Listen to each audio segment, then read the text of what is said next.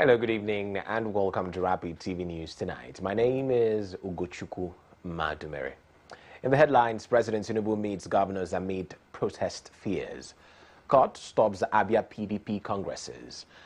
Companies face deregistration over unfiled reports. Russia strikes Ukraine port again. Plus, UEFA cracks down on 7 countries. Details of these and more will come to you in the bulletin right after now. Stay with us.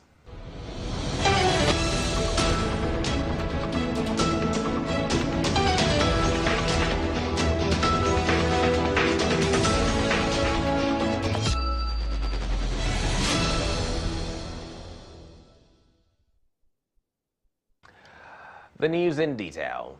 President Bola Tinubu has met with governors from the All Progressives Congress at the presidential villa in Abuja. The meeting comes amid growing calls for nationwide protest against economic hardship scheduled for August 1st to 10th. Although the agenda of the meeting is unknown, it may be connected to the planned protest. The meeting follows an earlier meeting of the Nigeria Governors Forum on Wednesday night and the cancellation of the National Economic Council meeting earlier scheduled for Thursday. Key officials, including the National Security Advisor and Ministers of Finance and Budget, are also in attendance. The protests, organized under the hashtag End Bad Governance, have gained significant traction on social media, with organizers remaining anonymous. President Tinubu has expressed willingness to engage in dialogue with protest leaders and has appealed to them to shelve the protest and await his government's response to their grievances. President Bola Tinubu has also met with traditional rulers at the presidential villa in Abuja, his second closed-door meeting for the day. The meeting, attended by top government officials, including the vice president and cabinet members, comes amid growing calls for nationwide protest against economic hardship scheduled for August 1st. In attendance are prominent traditional rulers, including the Sultan of Sokoto, Oni of Ife, and Dein of Agbo, among others. The meeting is believed to be connected to efforts to address the prevailing economic situation and appease those planning to protest against the administration. Key officials, including the National Security Advisor, Minister of Finance, and governors, were also in attendance, indicating a concerted effort to address the growing concerns and find solutions. Ahead of the looming nationwide protest by youths across the country, local council chairmen in Lagos State are cautioning against the demonstration, echoing President Bola Tinubu's call for patience. They assure that the president is actively working to address the concerns of Nigerians. Our correspondent Esther Omelo brings us more on this developing story. It is an assemblage of local government chairmen in Lagos State under the aegis of Conference 57. The focus of the emergency meeting stems from the planned nationwide protest scheduled for the 1st of August 2024. We're here, first of all, to appeal to all Lagosians that they should not allow themselves to be used for any planned protest. As all the local government in Lagos State will not tolerate any form of protest in all the local councils in Lagos State. So you can use your vote to protest, not to go to street and disrupt the activities and the economic activities of Lagos State. They are calling for collaboration with the government in tackling economic challenges while advising the youth not to become agents of destruction. We should all go out into our community and inform our people that such a protest is not needed at this point in time. That Nigerians have voted in a man in less than 2 years and is doing all his best to put things in the right place. That going out to protest at this stage will not actually support the government, will not equally support the electoral value of our people. This government is a government that is friendly, is a government that is ready to address the yearnings and aspirations of Nigeria. And they are doing it gradually. Rome was not built in a day. You do not expect the government to do everything in a month or in a year. National minimum wage has moved it to 70,000 naira. I mean, this man is addressing the issues, and I think Nigerians should give him, more time to address this challenge. And I'm very, very optimistic. The council chairman adds that the government has initiated various empowerment programs, noting that the planned mass protest is unnecessary.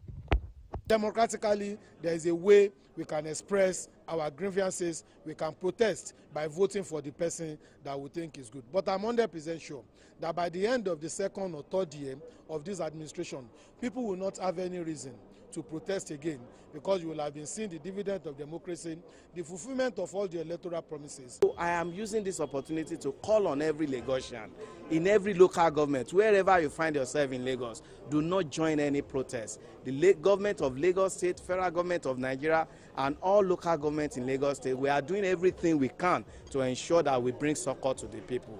The NSAS protest of October 20, 2020 readily comes to mind.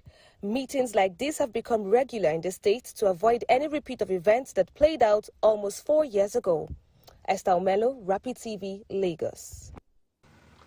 Still in Lagos, the state government is leading the way in citizen-centered governance, and the state's commitment to participatory governance is taking center stage, with last year's forum already yielding tangible results in the 2024 budget.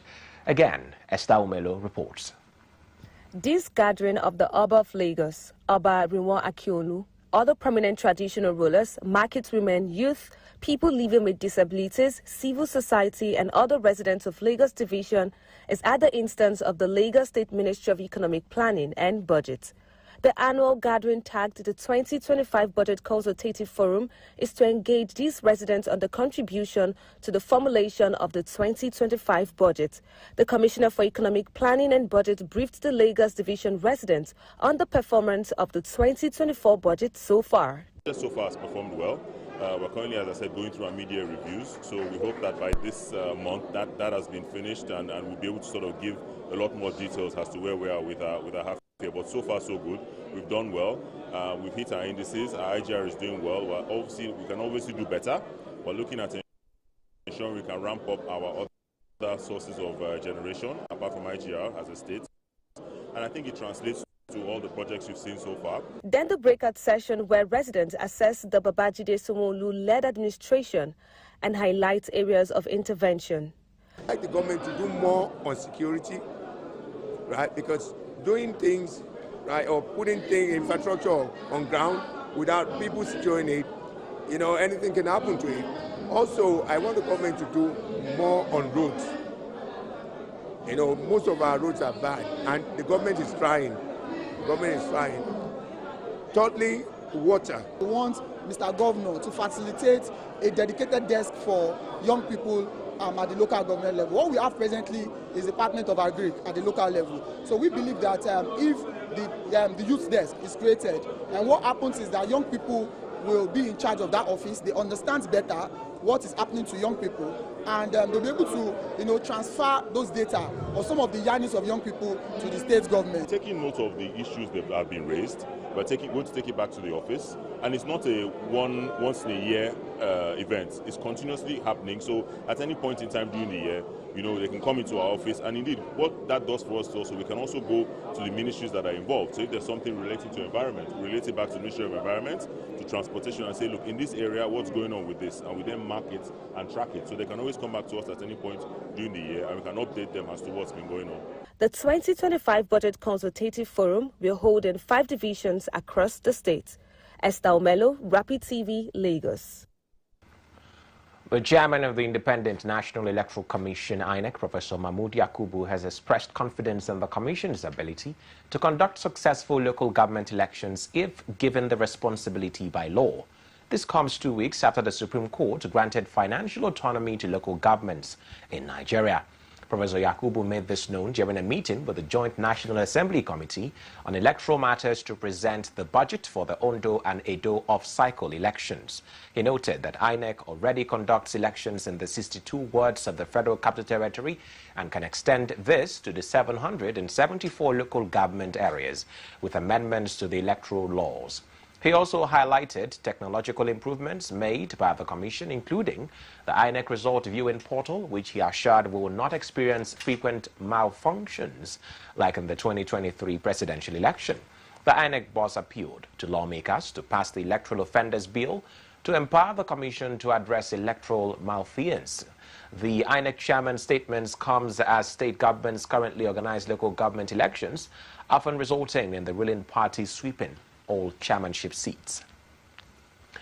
An Abia State High Court has restrained the People's Democratic Party from holding its state, local government and ward congresses to elect new officers. The Congress was scheduled to start on July 27, 2024. The court order was granted in a suit filed by 3 party members who sought to stop the party from conducting the congresses.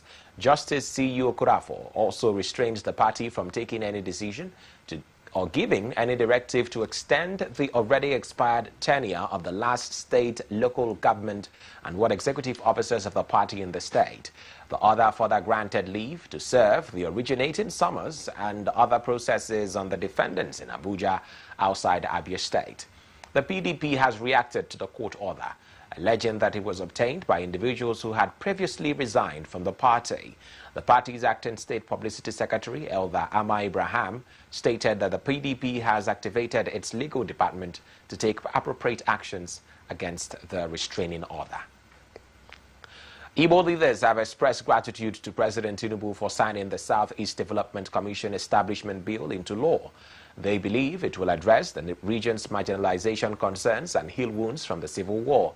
Deputy Speaker of the House of Representatives, Benjamin Kalu, who sponsored the bill, praised the president for taking a step his predecessors failed to take. The commission aims to facilitate reconstruction, rehabilitation, and tackle environmental and development challenges in the Southeast. It will receive and manage funds from the Federation account for infrastructure development and address ecological problems. Carlo appealed to the Igbo people not to join the planned protest, but instead view the signing of the bill as a testament to the president's resolve to address their grievances. Ohaneze and Igbo worldwide described the commission as a quantum leap and a new beginning for the region. They commended President Tinubu for taking a major departure from the previous administration and showing commitment to inclusive development. Imo State Governor Hope Uzodinma also thanked the president for signing the bill, saying it shows he has been listening to the cries of the Southeast people and addressing their neglect. A group, Northern Group Frontiers, has condemned the House of Representatives motion calling for the removal of Nigerian Midstream and Downstream Petroleum Regulatory Authority NMDPRA Chief Executive Farouk Ahmed. The group made this position known while addressing a news conference in Abuja. Rapid News correspondent Gordina Munde reports. It will be recalled that the House of Representatives on Tuesday urged President Bola Tinubu to suspend Ahmed for his unguided comments about the quality of products produced at the Dangote refinery. The lawmakers requested Ahmed's suspension pending an investigation into the allegations against the authority. This followed a motion addressing the outrage sparked by Ahmed's comments.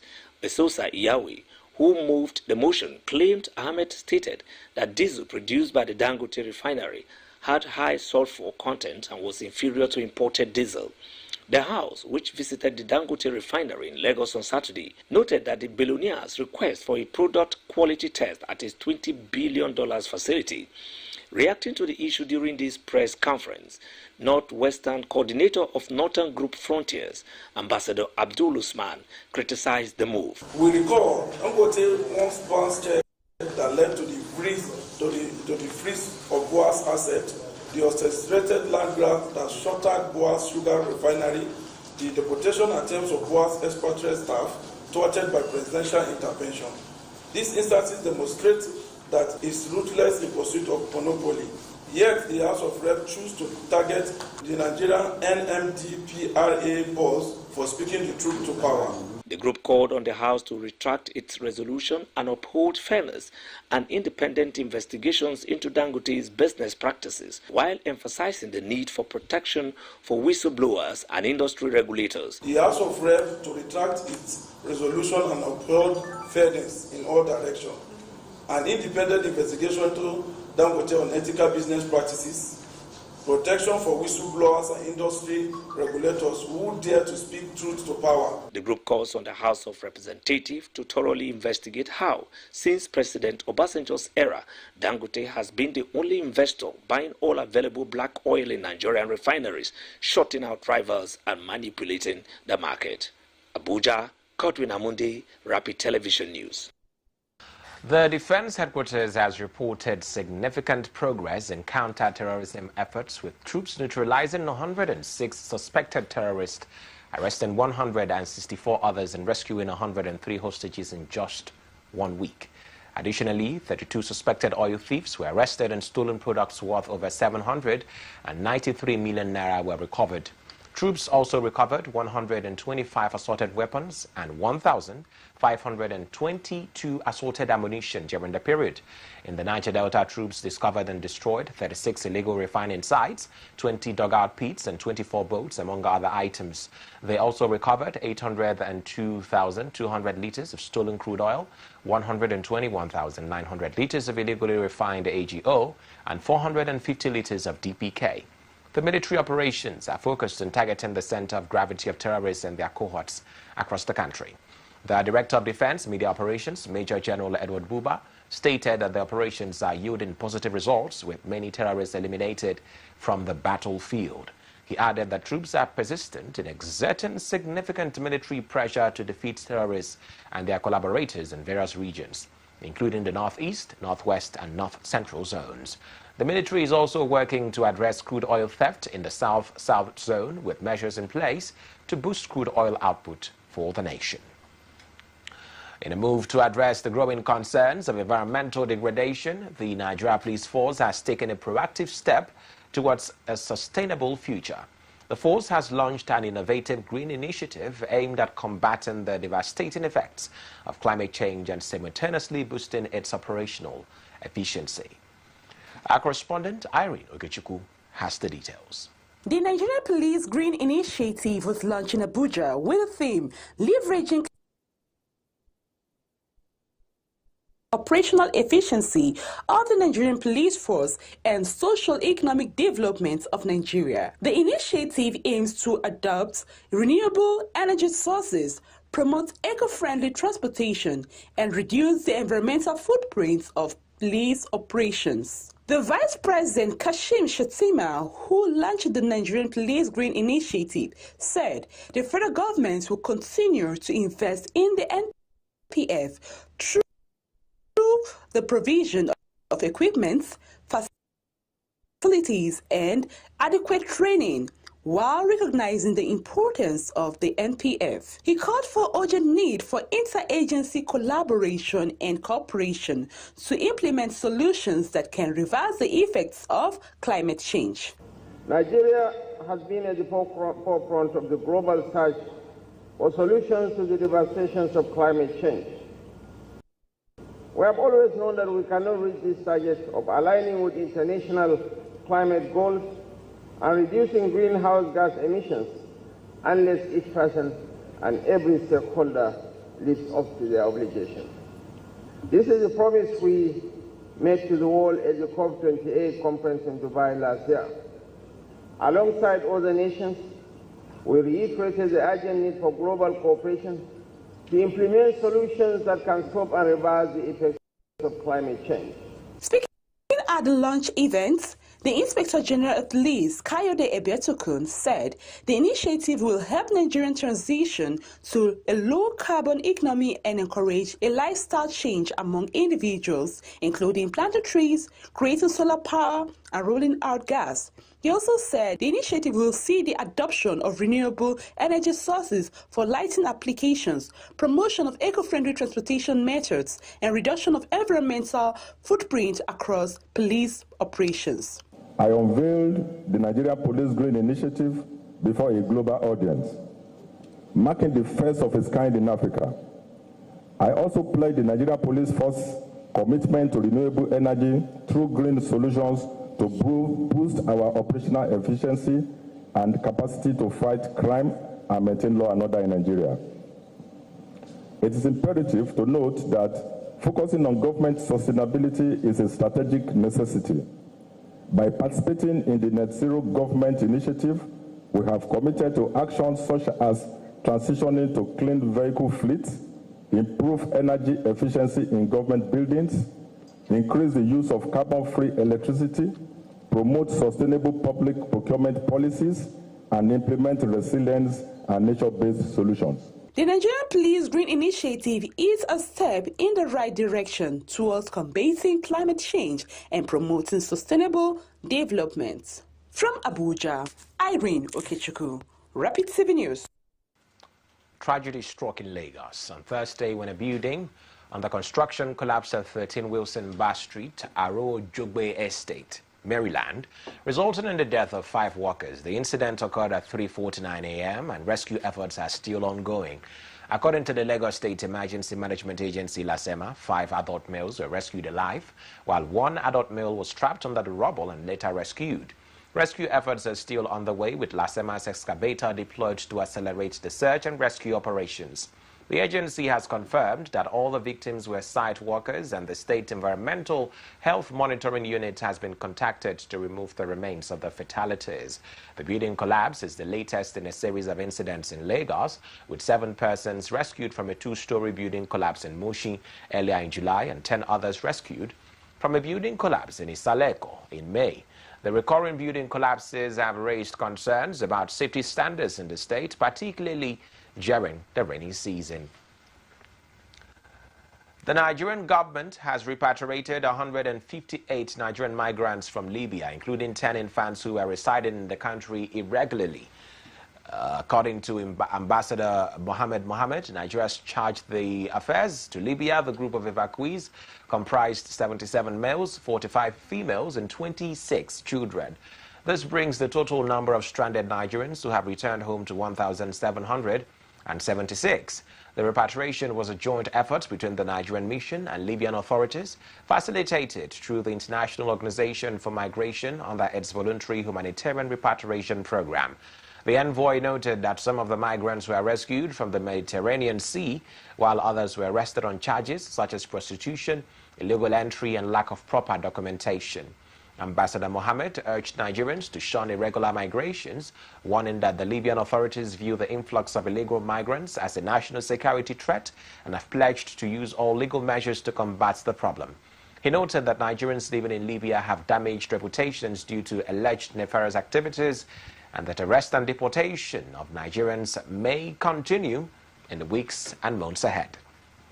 You're still watching Rapid TV News tonight. Coming after the break, business, foreign news, and sports. Stay with us.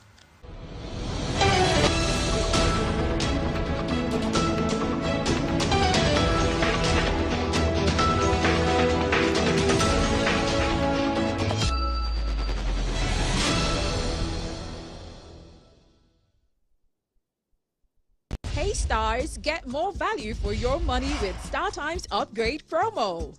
Recharge 1 month on Nova, Basic, or Classic Bouquet and get upgraded to the next bouquet to enjoy exciting top shows like Hidden Truth, even if something happens between you, For the Crowd, because I share this apartment, Celebrity Cook-Off, Okay, viewers.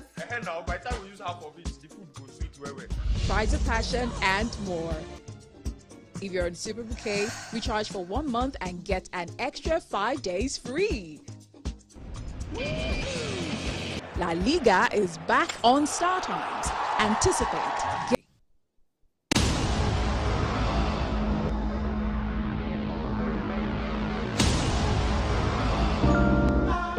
Your car. Are you serious? You're the most amazing husband in the whole world. Oh, come on. I really miss my son. I know that feeling. He's your small husband. Can say that again. Mabel, you still haven't told me who the father of that boy is.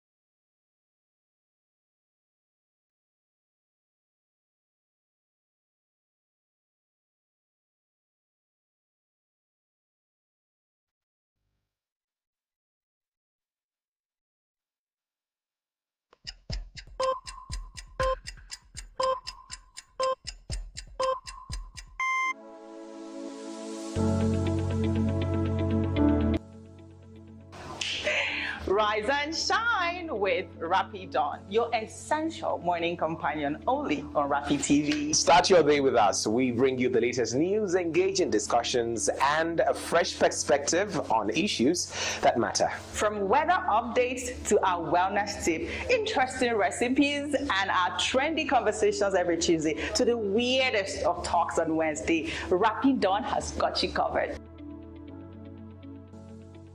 So grab a coffee and join us every weekday morning on Rapid Dawn. Let's greet the day together. Rapid Dawn, weekday mornings at 7 a.m. only on Rapid TV. Join us and wake to the dawn of a new day. See you in the morning.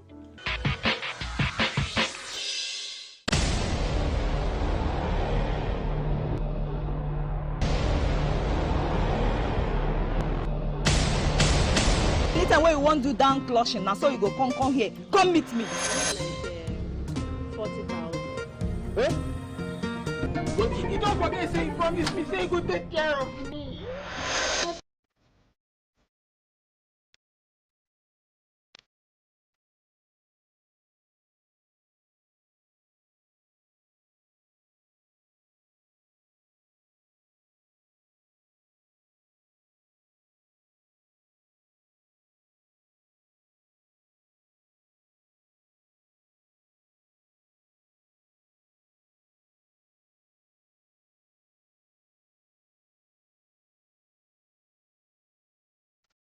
My name is Akin Sakido. Hey guys, this is Anton Lecky. My name is Neil Bliss. My name is Akava. I go by the name Baba D. And you're tuned into Rapid TV. I love Rapid TV. Shout out Rapid TV. Thank you, Rapid TV. Please keep watching Rapid TV. This is Rapid TV. Rapid TV. Keep watching. Keep it down. Leave it like that.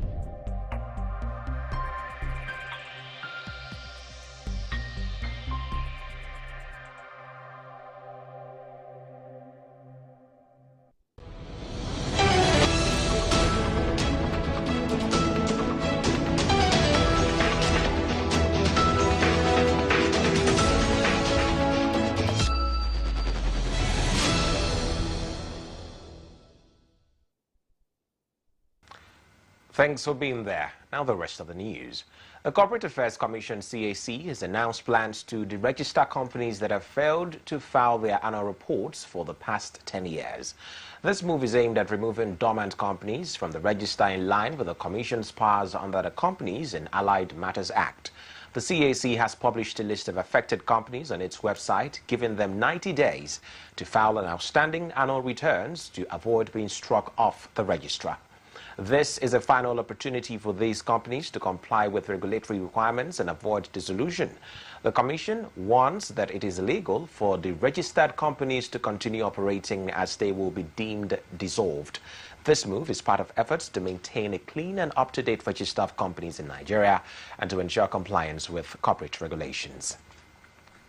According to the Central Bank of Nigeria, Nigerians spent $38.17 million on foreign education between January and March 2024, an 83% decrease from the same period last year.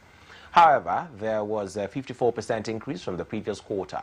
The decline in foreign education spending comes amid a crash in international student enrollment at UK universities. The drop in international students poses a financial challenge for universities, particularly in postgraduate programs. The Central Bank of Nigeria attributes the country's foreign exchange challenges to spending on foreign education and medical tourism, with an alarming $40 billion spent in these areas. To address this, the CBN has introduced measures to limit foreign currency purchases for school fees and medical bills abroad. For example, transactions for school fees will be capped at $10,000 per customer annually, and funds will be transferred directly to the educational institution. Similar regulations will apply to medical bills with a limit of $5,000 per annum. These measures aim to reduce the pressure on the foreign exchange market and mitigate the depletion of the naira's value. On the foreign scene, Russian drones have attacked the Ukrainian port city of Izmail for the second consecutive night, damaging infrastructure and wounding two civilians. The Ukrainian Air Force reported that 38 Iranian-designed attack drones were launched by Russia, with 25 being downed by air defense systems. The attack is part of Moscow's persistent targeting of ports in the southern Odessa region since exiting a grain export agreement last year. The governor of the Odessa region confirmed that the attack damaged an administrative building and 3 people were wounded in a similar attack on Ismail the previous day. The Ukrainian Air Force also reported that 3 Russian drones entered Romanian airspace, with Romania's military searching for drone debris near the border with Ukraine.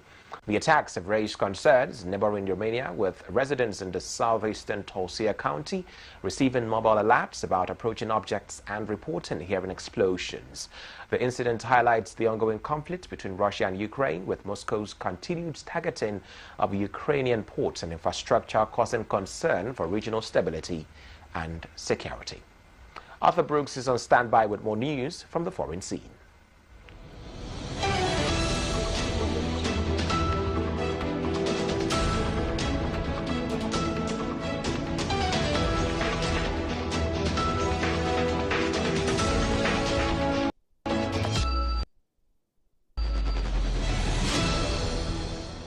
Good day, welcome to the international news.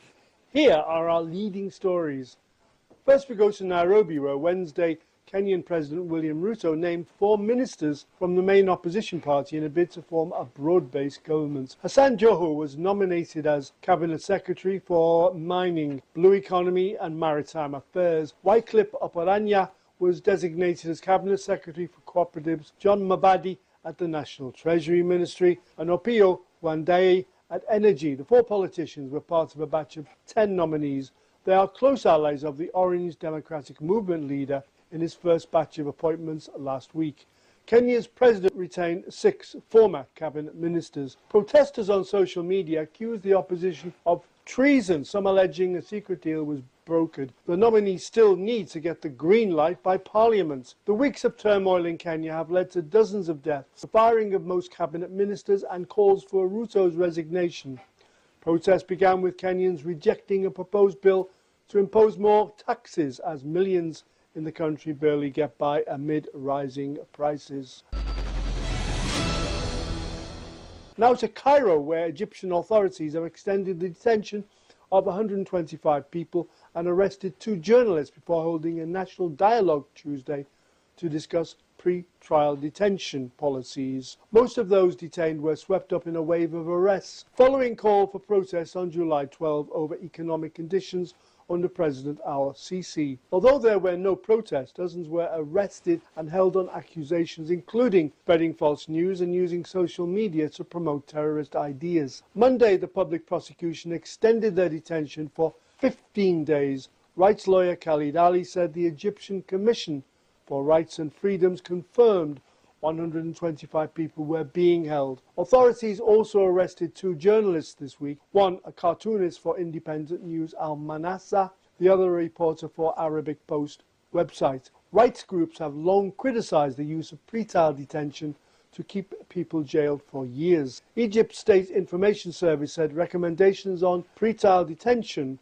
from Tuesday meetings under a national political dialogue launched in April 2022 would be sent to al-Sisi. Former Army Chief Sisi came to power after ousting the Muslim Brotherhood Mohammed Morsi, the country's first democratically elected leader, amid protests in 2013. Over the last decade, he has overseen a wide crackdown on dissent that has swept up liberals and leftists as well as Islamists. Finally, to Washington, USA, where thousands of people, including Jewish Americans, demonstrated in Washington Wednesday as Israeli Prime Minister Benjamin Netanyahu addressed a joint session of the US Congress. They descended on Capitol Hill, the seat of the US government, chanting, "Free, free Palestine," as some tried to block streets ahead of Netanyahu's speech. Police blocked the crowd, calling for an end to the war that has killed more than 39,000 Palestinians from getting to the capital. Tall steel barriers ringed entrances to the complex, with scores of security officers deployed on foot, bicycle and with dogs. Overnight, hundreds of protesters, organized by a Jewish group, staged a sit-in at the Congressional Office building, crying, "Not in our name," carrying posters saying "Wanted, War criminal Benjamin Netanyahu, protesters demanded the Prime Minister's arrest as requested by the International Criminal Court's chief prosecutor. Inside Congress, dozens of Democratic lawmakers decided not to attend Netanyahu's speech, expressing their dismay over the civilian deaths and humanitarian crisis as a result of Israel's military campaign in Gaza. The most notable absence was behind him. Vice President Kamala Harris, who serves as President of the Senate and traditionally would sit behind whatever dignitary is speaking, was absent, saying a long scheduled trip kept her away. And that's a wrap for this evening. See you again tomorrow. I am Arthur James Brooks.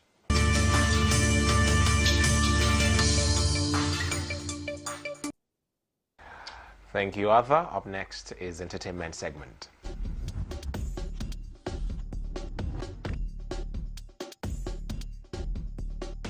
This is entertainment news. We begin with Netflix has again increased its subscription fees in Nigeria just after a recent price hike in April 2024. This new increase affects all subscription packages with significant percentage increases across the board. With the latest price update, Nigerians will now be paying 7,000 naira per month for Netflix premium plan, which has seen a 40% increase from its previous rate of 5,000 naira per month, whereas its basic plan, which was 2,900, has increased by 21%, which stands at 3,005, and the lowest subscription plan, mobile, has gone up by 83% from 1,200 to 2,200. The latest price increment makes it the second price adjustment by the platform within the space of 3 months in Nigeria, having implemented a price increment earlier in April this year. At the time, Netflix said the price adjustment was part of a broader strategy to revise its subscription fees across various regions. Celine Dion is set to earn a whopping $2 million, approximately 3 billion naira, for a one-off comeback performance at the opening ceremony of the Paris Olympics. The 56-year-old singer had taken a break from her career after being diagnosed with stiff person syndrome in 2022, a rare neurological disorder. Celine Dion is now preparing to return to the stage in France, where she will perform a single song. According to TMZ, a source revealed that Celine is getting ready to take the stage Friday and will earn $2 million for her performance. This news follows her recent appearance at the Royal Monsieur Hotel in Paris. Celine has expressed her long-standing dream of returning to Paris and seeing the Eiffel Tower again. Speaking to TMZ, the source confirmed that Celine is feeling fine despite her health challenges. In a recent interview with Vogue France, Celine opened up about her SPS diagnosis and her determination to make a comeback. And finally, Milan was shaken to its core Tuesday night, and it wasn't an earthquake. Travis Scott brought the house down almost literally as his Circus Maximus tour hit the Ippodromo Snallamora. The 33-year-old rap sensation touched down in Italy, turning the serene Milanese night into an electrifying spectacle. The crowd, whopping 85,000 strong, all packed into the racecourse to witness the magic of his latest album, Utopia. Even those who weren't at the concert felt the vibes, with local residents taking to express their shock at the ground shaking beneath them. Billboard reports that the seismic activity could be felt miles away, a testament to the sheer energy of the event. Travis himself couldn't contain his excitement, sharing breathtaking footage on his Instagram. And that's the story. The news continues.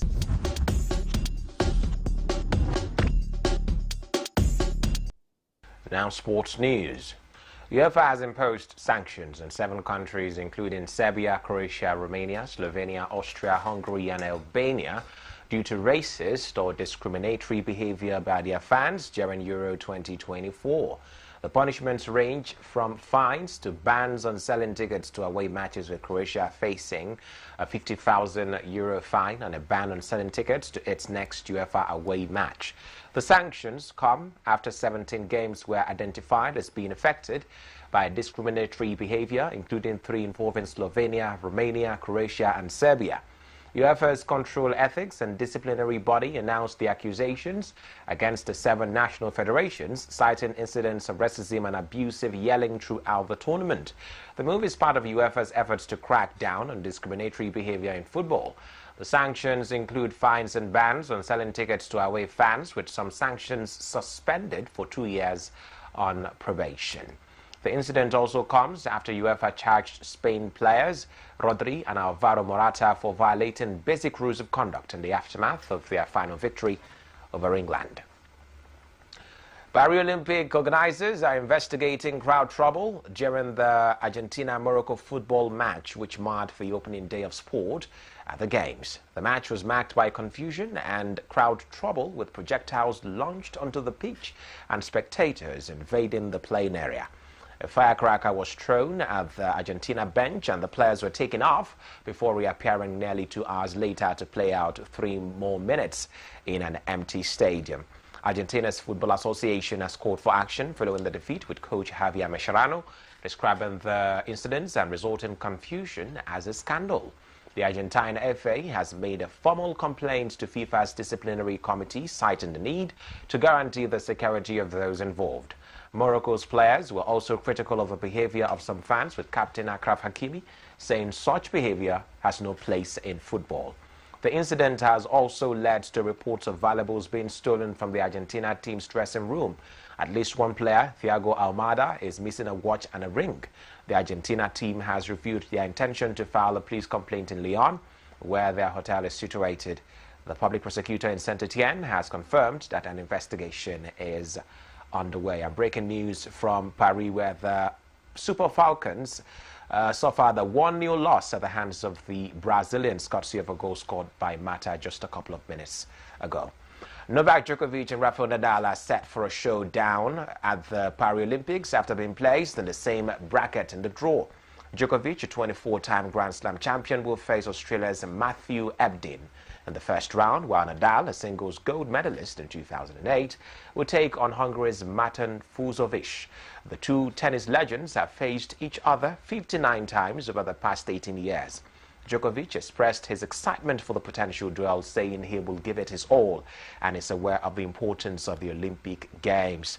Nadal, looking at playing in his final games, is also looking forward to enjoying every single moment and making the most of his time on the court. Other top players, including Carlos Alcaraz and Dani Medvedev, will also be in action in the opening round. The Paralympics tennis tournament starts on Saturday with defending champion Alexander Zverev taking on Joan Munar of Spain.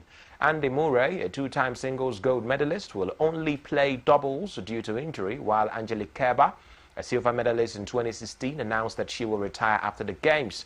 The women's draw features top players like Iga Swiatek and Coco Gauff, who will also be competing for gold. And that concludes details of the news tonight. Before we go, here is a recap of the major stories. President Tinubu meets governors amid protest fears. Court stops Abia PDP party congresses. Companies face deregistration over unfiled reports. Russia strikes Ukraine port again. We also told you that the UEFA have cracked down on 7 countries. And that's the size of our package tonight. My name is Ugochukwu Madumere. Thank you for watching and stay tuned for more interesting content Rapid Television tonight. Good evening.